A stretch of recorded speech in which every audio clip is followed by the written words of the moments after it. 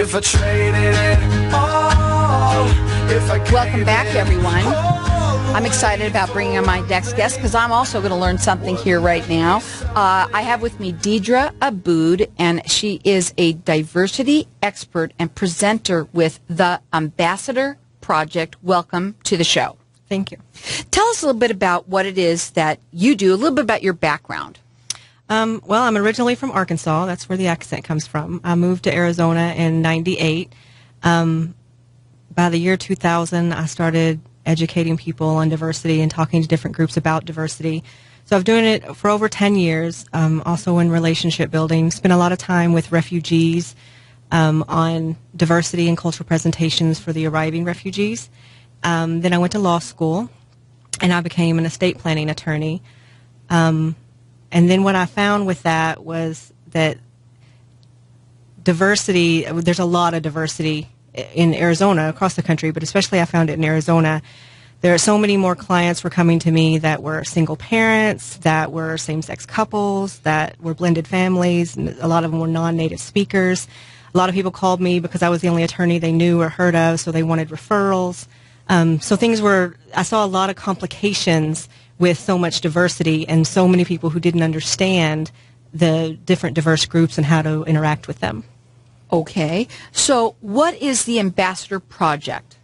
The Ambassador Project, I work with different companies, organizations, associations on talking about not just diversity, but having real conversations about what our differences are, because there's a lot of assumptions about what different groups believe, whether even majority groups, like people think, you know, women cry at the drop of a hat. And that's don't they? I do. Okay, go ahead. I don't. I mean, you know, women come in all different kinds, and there's a lot of assumptions on how, you know, women are in leadership. And we have to have those conversations rather than just assuming that everybody either fits into a category or that they need to fit into a category. Okay. Now, I want to get out some information about the actual website and things like that for them to look at, because a lot of people like to go online while we're on the air, okay? So the website is theambassadorproject.com. They can also call you and talk to you at 602-790-9319. When you talk to them, is it a consultation that you do with them? What is that? Most of the time, I go into companies, organizations, or associations, and maybe I just talk to the supervisors. Maybe I talk to the employees at large. It depends on what kind of event the different companies and organizations want. It's a lot of times it's good just to start with the supervisors. I used to do that a lot with supervisors with the city of Phoenix, for example, in the law enforcement. A lot of times they're, you know, it's kind of top down. If they can understand that there is okay, that people are different and it's okay and what to expect, then they can interact better with their employees. And then eventually, you know, you need it to flow forward. And sometimes the supervisors are able to do that, and sometimes they need help, so we can really have these deep conversations. Okay. What is the difference between diversity and inclusion? The first generation of diversity was really great because it focused on bringing more diverse people into the workforce mix, and it focused on what we had in common, what our common humanity was. And that was a great start. The problem is that not everybody, it's not just that they don't look the same anymore. They don't think the same anymore. They don't believe the same anymore. So it's good to know why that is. Why do people believe a certain way? Why do people think a certain way? And this helps with project management. It helps with what kind of business programs we want to implement, and even how to sell. But when you have diversity, it becomes more complicated to manage business. Inclusion is different because it doesn't just talk about let's have a bunch of people who look differently. It talks about how do we look at how people act differently, and let's talk about whether our current formulas work to include those and represent the entire society, not just for kumbaya, but actually to make things work and actually know how to address different customers as well as your employees. Well, I have to say, and this is not on this, I'm just going to say, that a lot of times we are bringing into this country for purposes of, whatever they are, that different companies are bringing people from all over the world. And so here we are, we have these mix of people being brought together.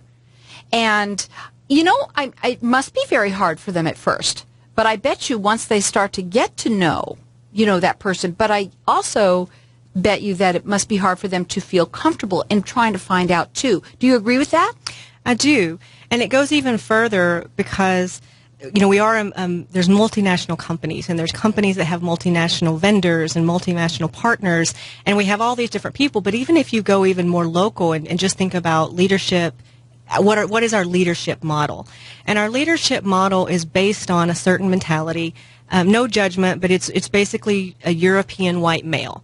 And women don't fit into that. Minorities don't fit into that. And while that model has worked, that model it may be perfectly acceptable, and it may not be. If we can talk about how different people are different, and we can, everything is not the same. Everybody is not the same, and we don't need to be the same. We don't have to be dressed differently to be different. Right. One of the things I found as an attorney that makes this extremely important for businesses, why businesses need to have this understanding, is especially in the marketplace. So it's not just about, how do you handle your employees. It has to go beyond, let's just have policies that say that we can't talk about certain subjects. It has to go beyond that. We have people who, in the marketplace, for example, as an attorney, I have people who come in, and as an estate planning attorney, the first thing we do is sell the future. That's what we do. We're selling the future. We say things like, what would your family's life look like in 10 to 15 years if you were no longer here? And for a lot of people, that works. For a lot of communities, that doesn't work. A lot of communities, the Latino community specifically, they live in the present. They don't predict the future. And when you say these things, they're thinking, well, are you predicting the future? Do you know something I don't know? They live in the present. And I would also suggest that people who live paycheck to paycheck also live in the present. A better way to approach them in sales with estate planning is to talk about what would this year have looked like for your family if something had happened to you last year. Interesting. Very interesting.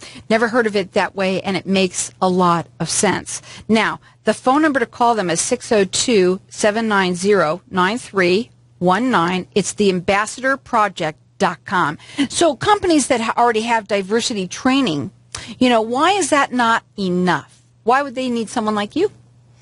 Because, like I said, we have to go beyond just having policies that we can't talk about certain subjects. We have to go beyond just being politically correct. Being politically correct is failing. I'm not saying let's go out and say bad things to each other. We can still be nice. But we have to address the assumptions. We have to address the stereotypes. Because never mind that this is hurtful. This is not beneficial. And studies have shown time and time again, anything that becomes politically active, or these big subjects that go into politics and media. A good example is marriage between a man and a woman. This was a very big topic that was in the media. It was in the politics. People were talking about it. And then it kind of went away as we got distracted on other things. But the incidence of people who were of the LGBT community, especially people who were transgender, they started having more workplace problems and more discrimination. And that is what we're seeing across the board constantly. Let me ask you something, and we're going to get to your last question in just a minute, okay? But I want to find out, when you do these talks, because sometimes it must be difficult when you're dealing with a lot of groups. Are they big groups that you talk with? Big, small, different sizes. Because sometimes people can be mean. Yes. And they say things that you wouldn't want them to say. Do you find that it starts off like that, but then somehow you get them to understand more? How does that work? It's true. I mean, sometimes people will say things meaning to be hurtful. A lot of times people say things not meaning to be hurtful. They think that they're stating a fact. And if we don't have those conversations, they can never find out that they're not stating a fact. Why is this so important right now? It is so important right now because not only are we, multinational companies and we have people moving in and out, But if you just look at women alone, women are not moving up in the workplace in leadership. And it's not just about bias.